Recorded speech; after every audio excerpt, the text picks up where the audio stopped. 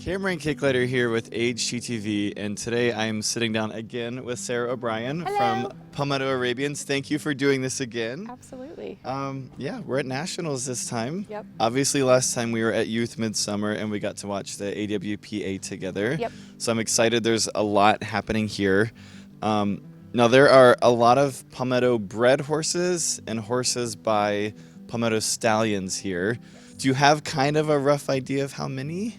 I don't, and it's a lot. That number, I don't know. As the classes are going on, I'm like keeping track of everything. Yeah. But I don't have a good number for you this time. It's probably a full-time job, I imagine, keeping track of everybody. Yeah. So I know some of the big classes that you guys are looking at are the AWPA and the maturity.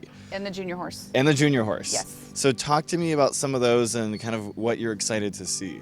We're really excited for the AWPA class this year. We have 5 homebred that are showing, and then 3 more that are Beyer stallions that are going to be in that final Friday evening. There's 14 horses total in that class. So again, we have a great number of horses sired Beyer stallions that'll be, leading the way. That's impressive. Yeah. That's impressive. This time they'll be handled by their trainers, whereas last time we saw them with their amateur riders. Oh, nice. So we'll get to see them in a more professional aspect with their trainers this time. And is it the same format where they show and then they take the saddles off? Yep, it's the exact same format. Perfect. Yep.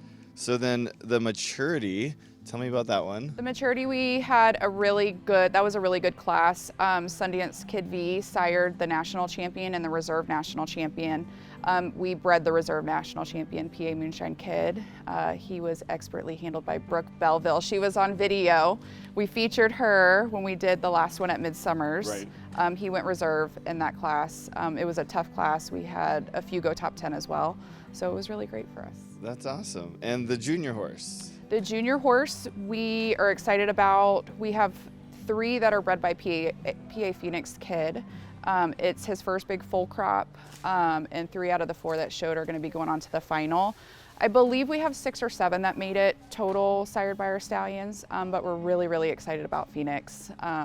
Like I said, it's his first full crop, and to see them make it into such a tough final out of, I think, 40 horses. Oh my gosh. Is a big deal for that horse. So. That's impressive. I mean, that's a large chunk of horses in some of the biggest, most prominent Western classes we have and here. It was tough. The quality of that class was incredible to watch. So to see that stallion come out on top and to have those babies make it to the final was a big moment for us. So Phoenix Kid, he's a Palmetto bred stallion, yeah? He is. So what's that like for you guys to be able to see these stallions that you bred now out here producing these incredibly successful horses? It's mind-blowing because when we lost Sundance Kid V, we retained 2 of his sons, right? And so Kid Khan has kind of more or less taken the lead in that more dominant siring standpoint right now. Phoenix is much younger, and to see Phoenix really starting to rise up and step into that role, it's incredible. I cry for the owners.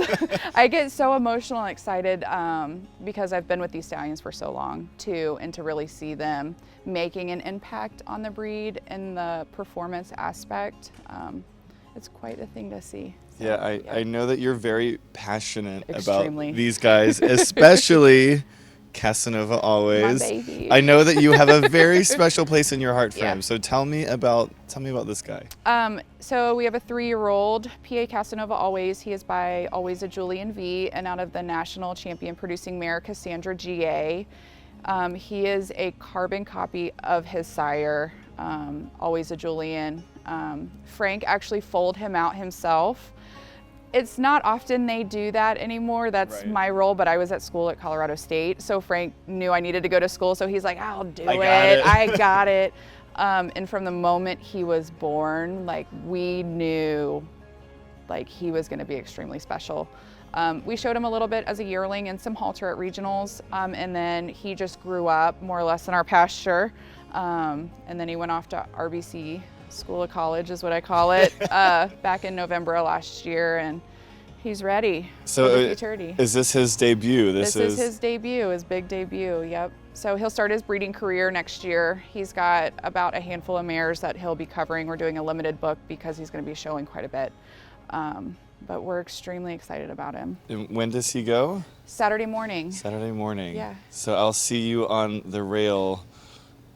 Probably Having a panic attack. I was going to say, I'm sure very, very nervous. Extremely nervous. And excited. Yeah, I'm very excited. Frank will be here to watch him as well, yeah? Yep, Frank flies in tomorrow. He's coming in to see him. Again, you know, we retired Kid Con 2 years ago from the show ring. His breeding career keeps him extremely busy. He's breeding about 50 mares a year at this point. And so to have Casanova, that, you know, one that we've bred and we've raised, really come into that next performance spotlight is passing the torch. Yeah. And I know that Frank, he's very fond of Kid Con. Extremely. And I'm excited because I know I'm going to get to talk to him. He loves to talk about Kid Con, so. I'm excited to pick his brain. I've gotten to talk to quite a few breeders at this show, so I'm excited to get in there. His philosophy is incredible, and obviously it shows in the horses that we have here. Something's working. Yeah, yeah.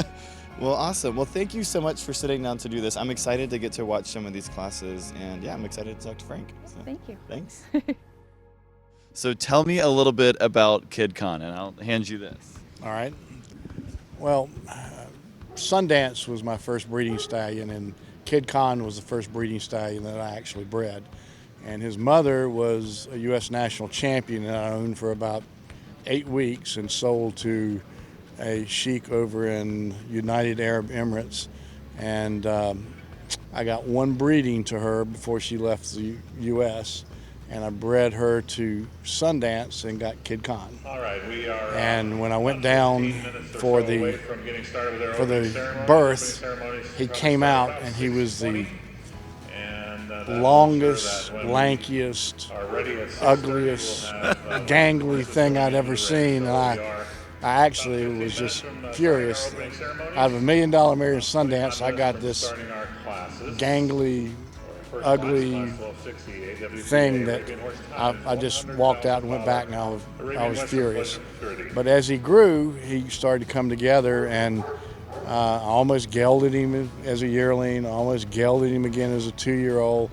But fortunately, he was getting really starting to come together as a 2-year-old. So Rob Bick saved his life, and I did not geld him. And I have to say, Sundance was a generational stallion for me. He's the one that put Palmetto Arabians on the map. Mm-hmm. But as of right now, Kid Con is ahead of Sundance as a breeding stallion. Wow. Yeah, I did not know that. Yeah, it's been amazing. He's done a fantastic job. So I'm real excited. You know, Kid Con, my first stallion that I actually bred that I kept, and he's been a rock star for me. That's amazing. So when it comes to your breeding philosophy with all of it, obviously Sundance was just a monumental sire. I imagine paved some of the ways. So when it comes to your breeding philosophy, what do you look for? Well, first of all, it's got to be a beautiful horse. And when I mean a beautiful horse, it's got to be a horse that when you bring it out of the stall, people go, whoa. Yeah. And that happened to me the first time I saw Sundance. I mean, he came out and I was like, holy cow. And now the same thing happens when you bring Kid Con out. I mean, he's 16 one hands. He's got this really hooky neck. He's got a great presence around him. He's one of these, oh my God, stallions when you bring him out of the stall. But that's number one. They've got to be athletic. They've got to have enough beauty to pass on and have really pretty foals in the show ring. And then they've got to have the temperament. I'm not interested in a rank stallion. I'm not interested in something that's going to put bad habits into these youngsters and breed angry, pissy horses. Right. We try to breed a very trainable horse that an amateur can get a hold of, train, ride, and feel comfortable and win championships. And knock on wood, we've been very fortunate in being able to do that. You have.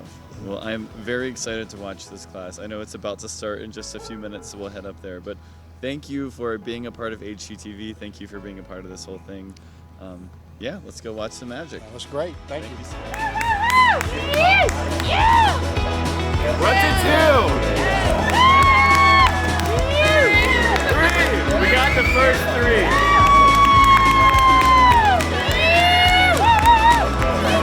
We're up to 4. We're on 4. 4 to the 8 are in. We're up to 5. 6, baby.